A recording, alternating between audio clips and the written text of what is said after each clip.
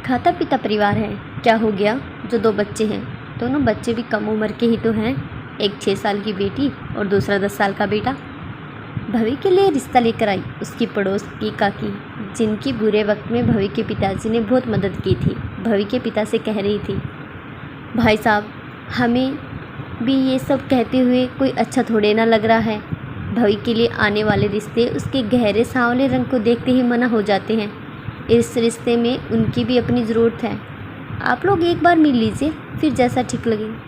पड़ोसन काकी भवी के माता पिता से कहकर चली गई।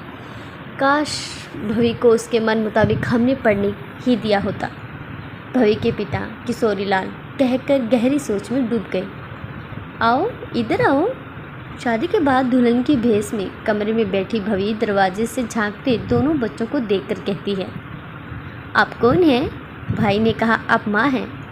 छोटी बच्ची भवी के बगल में बैठती हुई प्रश्न पूछने के साथ साथ उत्तर भी देती है, हाँ मैं माँ ही हूँ। आओ आप भी बैठो, आप क्यों खड़े हो? एक नज़र बड़े बच्चे पर डालकर भवी कहती है, पर आप किसकी माँ हैं?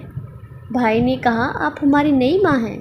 छोटे बच्चे ने फिर से सवाल और जवाब दोनों ही दिया। माँ तो माँ होती है, नई पुरानी नहीं होती है। दोनों बच्चों को अपनी बाहों में भरती हुई भवी ने कहा, चलो अच्छा है, हमारी जिम्मेदारी खत्म हुई। इस लड़की ने खुद ही समझ लिया कि इसे यहाँ क्यों लाया गया है।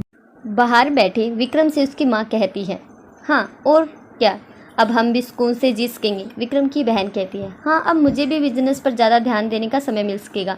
विक्रम अंदर देखता हुआ माँ और बहन की बातों पर एक तरह से हामी भरते हुए कहता है, लेकिन है तो सौतेली ही ना, कल को जब अपने बच्चे हो जाएंगे तब की कौन गारंटी लेगा भाई। बहन ने अपना मंतव्य रखा, ये तो विक्रम ही समझेगा।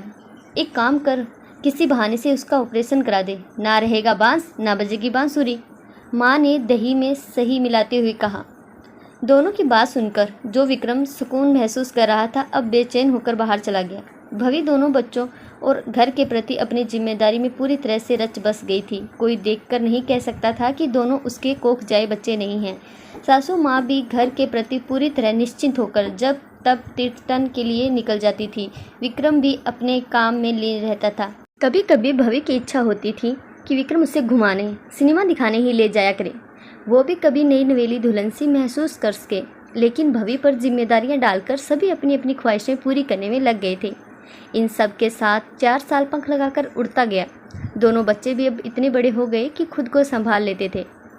सुनिए जी, मैं भी माँ बनना चाहती हूँ। एक दिन भवी ने विक्रम के सामने अपनी इच्छा बताई। माँ बनना चाहती हूँ का क्या मतलब? विक्रम बात समझता हुआ अनमना होकर पूछता है। वो मैं भी बच्चा चाहती हूँ, भवी शर्माते हुए कहती है। बच्चा?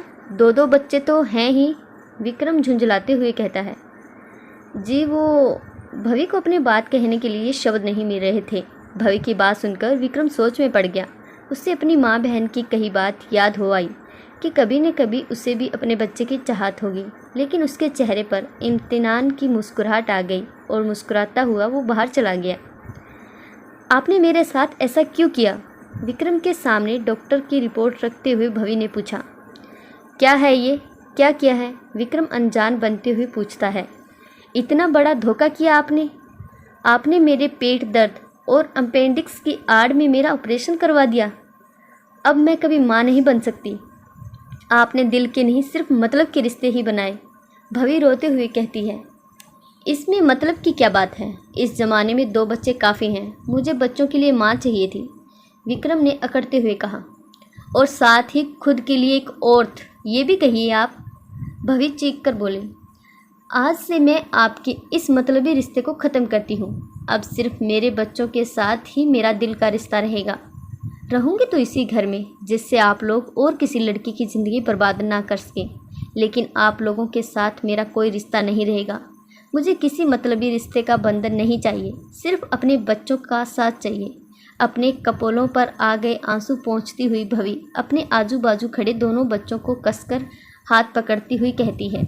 आशा करती हूँ आपको ये कहानी ज़रूर अच्छी लगी हो। ऐसी पारिवारिक कहानियाँ रोज़ सुनने के लिए प्लीज़ इस चैनल को सब्सक्राइब जरूर कीजिएगा। कहानी अच्छी लगी तो लाइक करें, कमेंट करें। धन्यवाद।